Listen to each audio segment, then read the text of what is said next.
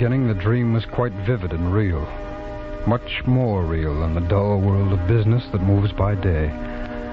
And in a short time, I began to thrust the waking world aside and live my life wholly in the dream, night by night. I was not then aware, of course, of the hideous ending to come. A thing so horrible to face that even though I doze now in my chair, I dare not sleep. I can't recall exactly when the dream, if it is a dream, first began. Oh, a month ago, perhaps. At any rate, I fell asleep in my flat and awoke in another place and another time. That is to say, as I fell asleep here, I awoke there, far away on an island in the Mediterranean, and hundreds of years in the future. Eden, you must wake up now. Wake up?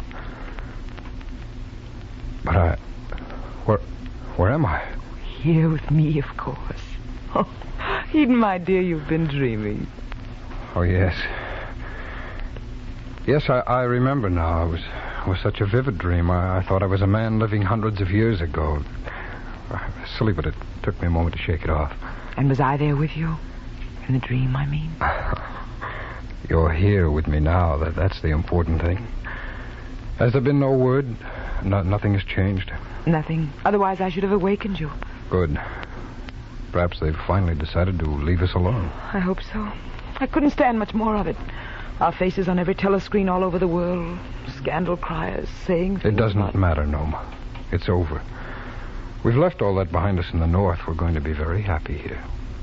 Oh, my darling, we have to be. It's the only thing that will justify what you did. Noma, can you doubt that we will?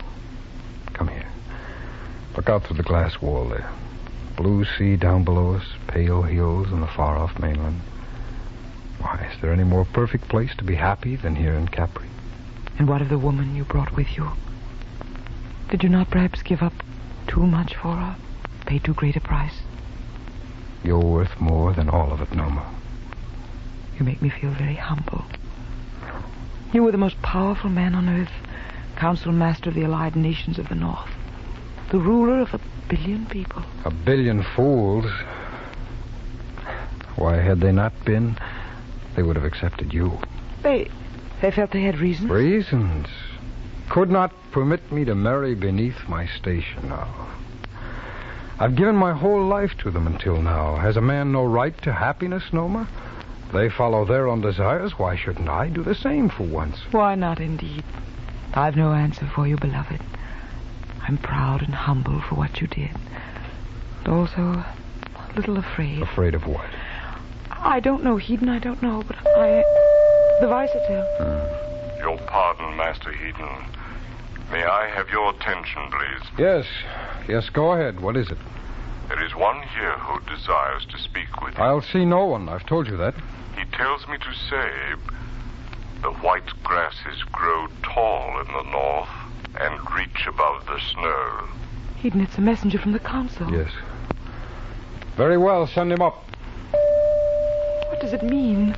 Have they thought of some new way? No, my darling, it is nothing. He'll talk of duty again and all the other things, the same kind of talk. It can't be anything else. If only they'd chosen someone besides Evesham to govern. But they did choose him. If he doesn't suit them, they can find someone else. I'll have no part of it. He's such a fool, such a stupid, blundering fool. Well, perhaps they need a fool. Perhaps that's why...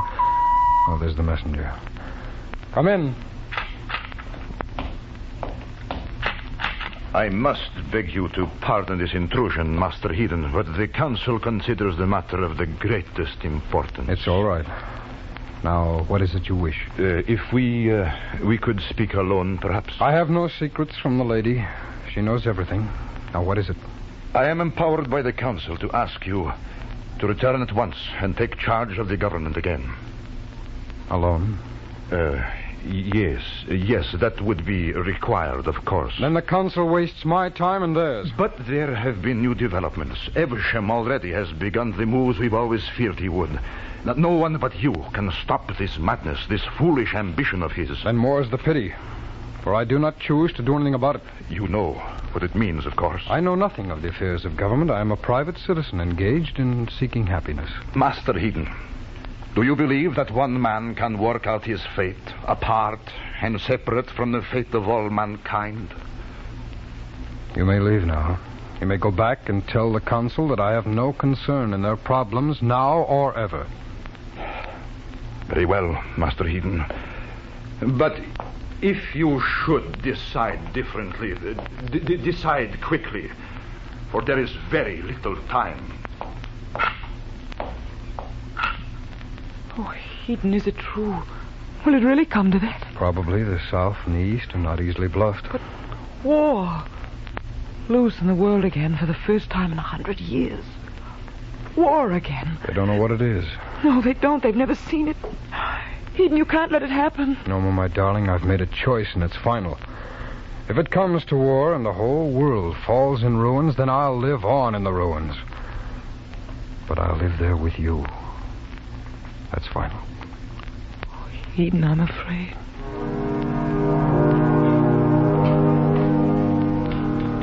I calmed her fears at last with many brave prophecies of the joys we should find in our life together.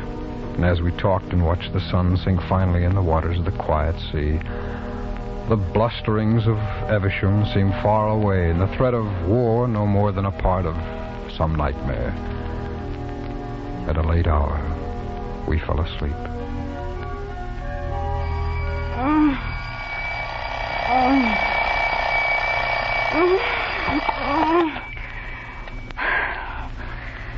Henry.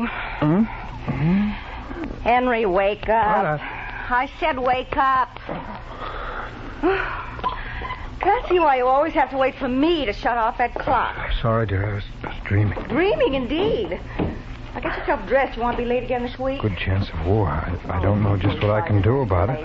Oh, Henry, for pity's sake. One thing's certain, I won't give her up, no matter what happens. Her? Who's her? Oh, yes, of course. I'm getting up right this minute. I'll get dressed right away. Henry, there's no need to get excited, dear. There's plenty of time to catch the 7:12. I never saw such a man in my life. Wasn't for me telling you what to do, I don't know what would become of you.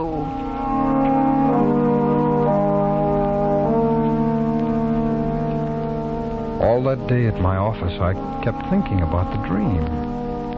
It was hard to remember that it had been a dream. It had been so real as everyday things going on around me. Perhaps even more real. Certainly more desirable. For, as you may have guessed, my daily life held little of interest. But in the dream, everything was different. There I could be the great Master Eden, controlling the destinies of millions of people, feeling for the first time in my life a deep and exhilarating sense of power, so sharp in its contrast with the drab, waking life I lead. And most of all, I could not forget the girl, the way she looked, the glorious way that she... Well, no matter. All day I kept wondering if I should be able to find the place again, so far away in space and time. Too long delayed, the night came at last, and I went to bed hopefully. But nothing happened. There was no dream. For 3 nights there was no dream, and I grew frantic with worry, with longing for her. And then came the 4th night. Careful, darling. Watch where you're going. You almost fell over those rocks. I'm sorry. I guess I was thinking of something else. Yes, for 3 days now. You haven't been yourself at all. Well, there are so many things to think about. It's all right, Eden. I've known you were thinking of it constantly, even though you've not mentioned it. Peter, he's coming out alone. Well and good. And we'll go part way. There's nothing new, is there? What? I mean, well, have you had any word that you've kept from me? Thought it best to? Something of that sort. No, Eden, no. I've had no word from the North. No one here has. Yet everyone seems to sense it. There's a fever in the air. Tenseness. as though they could smell something. The smell of war, perhaps. There'll be no war. Once Evesham knows his bluff's been called, he'll back down. You know him better than that. You'll count on that blind luck of his to see him through. And you could stop him, Eden. You could still go There'll back. be no going back. How can we hope to find happiness for ourselves if millions die because of us? If it should start, it can't last long. People in the world today have no idea what war is. When they find out, they'll have no part of it. When they find out, it'll be too late. There'll be blood on the ground then, and hate and vengeance. And there can be no stopping it. Then why should not... Well, then the fools shouldn't... They shouldn't start it then. But they are fools. You said yourself. What? Look. Oh, planes. Some special pleasure flight from the north, I suppose. Eden, they don't look like transport. They're not built the same. No. They're like pictures No, of the you're right. old... Those are warplanes. Those are bombers. Then it's begun already. No, but it's part of the bluff, and the dangerous part. Those planes have been stored away for 100 years. I knew of them, of course. All the council did, but I never thought I'd see them in the air. I fear it's a wrong, terrible thing we've done. And I'm afraid. But it would be a lie, my beloved, if I said I was sorry.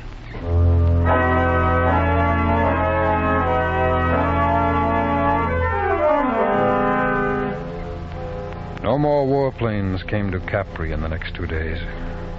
But the sight and the sound of the first ones had been enough. The peaceful island of pleasure became a beehive of belligerent activity. Preparation for war by a people who had never known anything but peace. Old weapons, relics for years, came out of storage places, were cleaned, polished, made ready. Big guns appeared as if by magic, were quickly set in placements about the rocky isle. Norma and I took no part in the madness about us, but walked alone from the others. She with a growing sadness, and I with a swelling hatred for blind, blundering Evesham, and for the stupidity he'd called forth now in mankind. And then, late afternoon of the third day.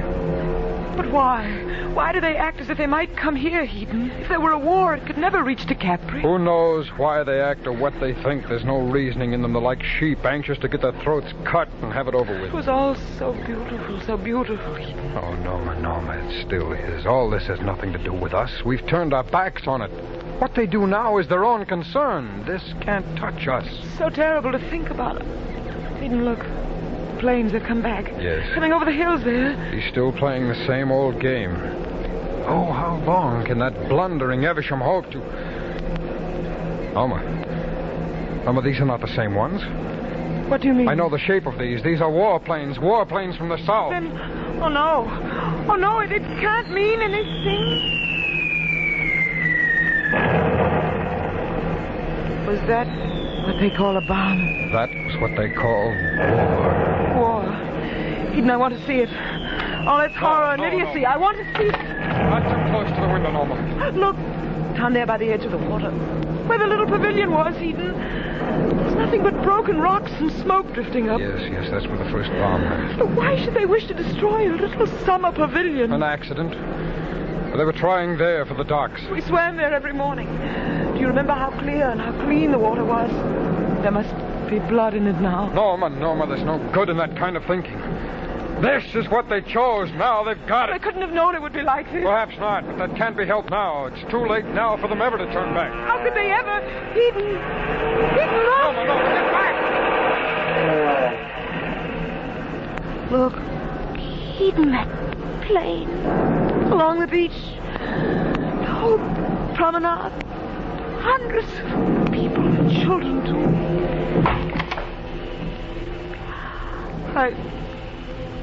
I don't want to see any more, not ever. We've got to find some way to get out of here. Some way. Capri is right in the middle of it. It was so beautiful here. Why should anyone make war on Capri? Why? War has a bad habit of spreading everywhere once it's turned loose. Just a moment. Supervisor from 22. I'd like a private plane and a pilot right away. A destination to be decided. Sorry, sir. All planes have been taken over by the government. General order by Master Evesham. Confound it. All right. What about a boat? Power boats have been taken over. Perhaps a few small sailing craft may be still available. Find out. Get me a navigator and enough crewmen. Sorry, sir. The government has ordered all able-bodied... All right. Just get me a boat then. Buy it, charter it, whatever's necessary. I'll sail it myself. Yes, sir. Where can we go, Eden? I don't know anywhere but here. Yes, then let's go quickly. Take me away someplace, Eden, far away. Anywhere but here.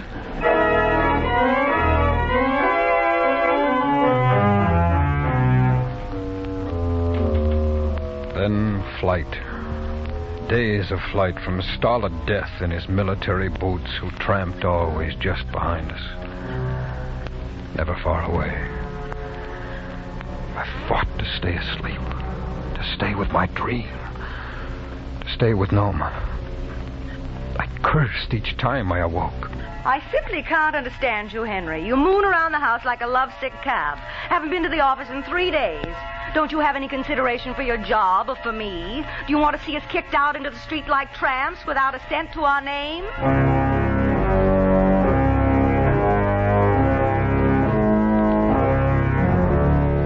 My waking life became the vague movement of shadow figures of which I remember nothing now. But my life in the dream was very real. Oh, yes, very real. No. I've just come from there. You cannot go through the pass. Why can't we? It is impossible. You must go back to the coast quickly. Eden, can't you explain to him we must find some place to buy food? We had nothing to eat for 2 days. No, lady. There is no food here. Everyone is starving. Pestilence has broken out. Pestilence? Horrible plague. Came suddenly. Already, people of 2 villages are lying dead in the gutters.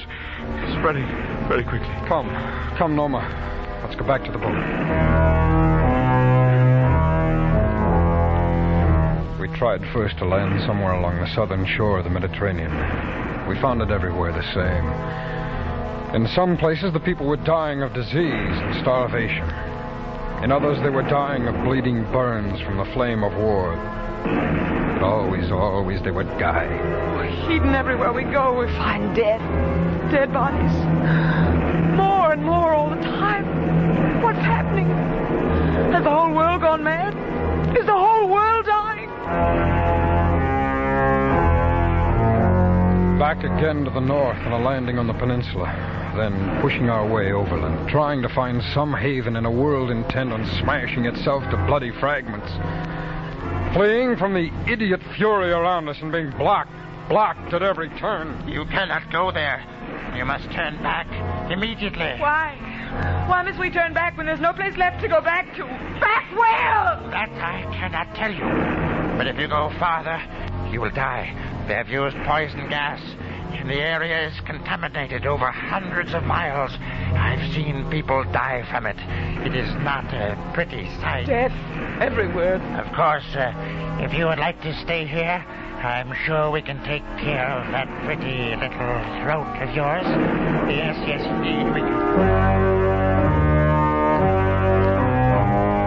There were no real battle lines as yet. No armies. The thing had come too fast. But everywhere roving bands fought, plundered, killed one another. Sometimes not even knowing if they were killing friend or foe. And always overhead were the planes, humming like hawks, killing anything that moved. Eden, do you think he sees us? I'm not sure, Noma. Don't move. Don't move. He's heading toward us, all right. Eden, we can't just lie Don't here. move, Noma. By heaven, I think it is us. Look. Where? That old woman walking on the road. Doesn't she know?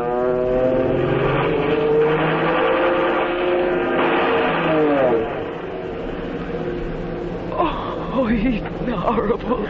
Horrible. Noma, no. Let's go. It wasn't us he was after.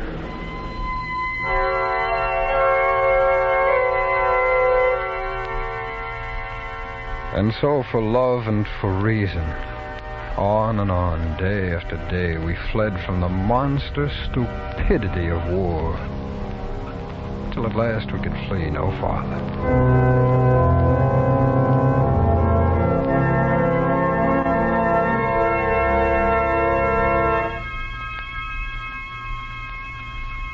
We found ourselves at dawn one morning in an open space near those great ruined temples at Paestum. Roman ruins that have stood for centuries were still standing even then. We sat and watched the sunrise, the most beautiful I've ever seen. We said little to one another. Low hills broke away below us, dotted here and there by trees, low thickets of laurel between.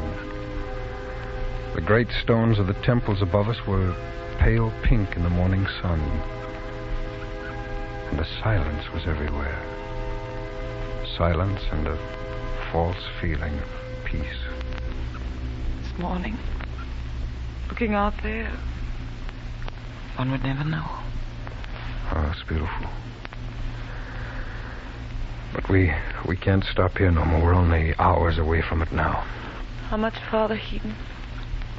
How far must we run now? I don't know, my dear. It seems to be everywhere.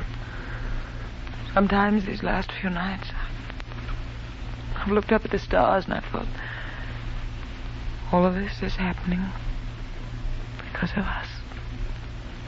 We're to blame for it, you know. No, darling. No, we tried to find happiness, that's all. Can there be anything evil in that? I don't know, Heaton, but I'm afraid. Had you not run away with me, this would not have happened. Millions of people must die for our happiness. Something is wrong. Well, the blame lies with them. They die for their own stupidity. We are not stupid. We could have prevented it. Had you gone back and left me... No, my darling. Now, there'll be no talk of that kind. We'll still find... We will. The chance to work things out somewhere. I have a strange feeling, Eden. We shan't have any more chances. We owe some kind of a debt. We're going to have to pay for it very soon. Oh, you're tired, Norma. That's why you talk this way. You'll soon Look, feel... Eden, another flight of planes. Yes, they're everywhere now. They're like vultures hovering, watching and waiting everywhere. Norma, we'll find someplace yet. Someplace. Norma, get down!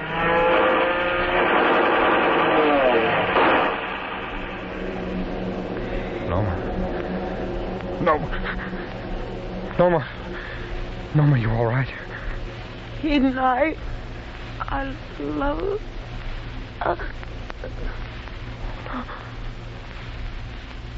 Norma!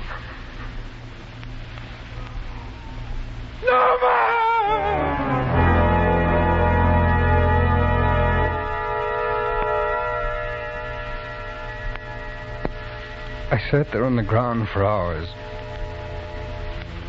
holding her body close. I was only dimly aware that she no longer lived. Time had no meaning. The world receded far away. The shadows of afternoon pointed all one way, and my thoughts were only dreams within a dream.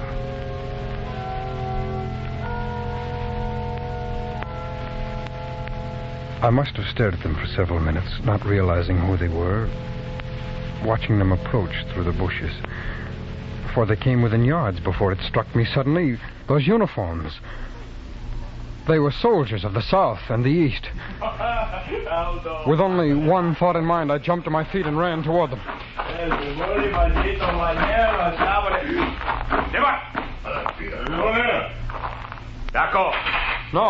No, it's all right.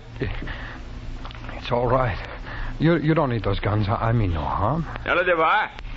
You see, I only wanted you not to come here. It's my wife. She's dead. There's no one else here. No, put away the bayonet. There's no need for it. You can take your men around the other... Now, what are you going to do? No! Oh, no.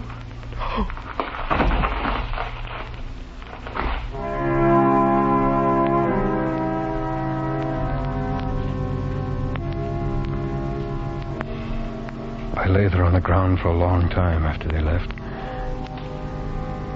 At first I tried to crawl back to her, but I couldn't. Then later I was unconscious. Whether this be Armageddon, that last flaming end of the world, I do not know. But of this I am sure: when the end does come, it shall come through man's unheeding selfishness, through man's stupidity.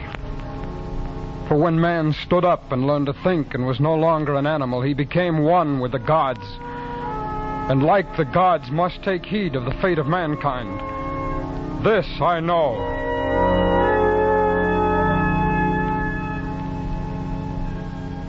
Always before I had longed desperately to escape into the dream. But now with equal desperation I fear to do so. For Heden's world is dying now, shuddering in the last great convulsions of its death agony. Over the whole great landscape of earth lie the rotting, disfigured bodies of the dead. And the sad sun gleams with a pale and ghastly light through the smothering curtain formed by the hideous fumes of war.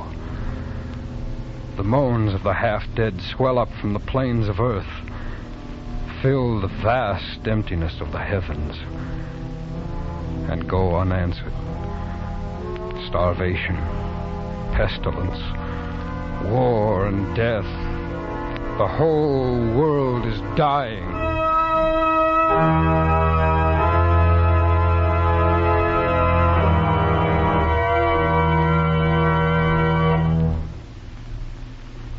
Heden, too, is dead. He died hours before I awoke this morning. His body still lies before the silent temples at Paestum. Yet in the dream I still occupied his body. After he was dead,